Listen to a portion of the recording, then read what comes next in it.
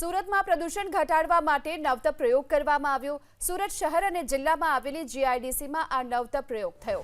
જીઆઈડીસીમાં 360 degree moving camera ગોઠવવામાં આવ્યા અને આ કેમેરાનો એક્સેસ જે તે મિલના માલિક અને જીપીસીબી પાસે જ રહેશે।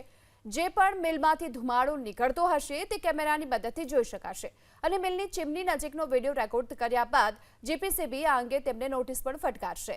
આ નોટિસ બાદ પણ જો મિલ વાયુ પ્રદૂષણ ફેલાવશે તો જીપીસીબી ક્લોઝર નોટિસ પણ ફટકારશે।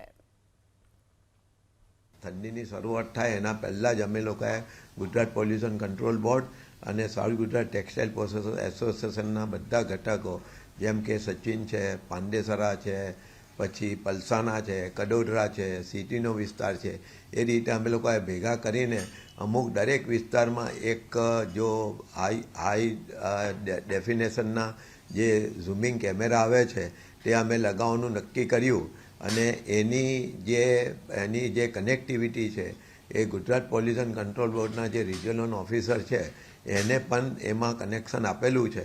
ત્યાંથી એ કોઈપણ વિસ્તારની ફરિયાદ આવે અથવા તો ફ્રી ટાઈમ હોય એની પાસે તો એ પોતે બહાર નીકળ્યા સિવાય રૂમમાં બેઠા બેઠા પાંડેસરા, સચિન કે બીજા સુરતની આજુબાજુના ઔદ્યોગિક વિસ્તારો છે એનું એ કેમેરામાં એના મોબાઈલના એમાં જોઈ શકે છે ને આ રીતે કોઈને જેમાં વધુરા દેખાય છે તો તેવાને નોટિસ પણ આપવામાં આવે છે।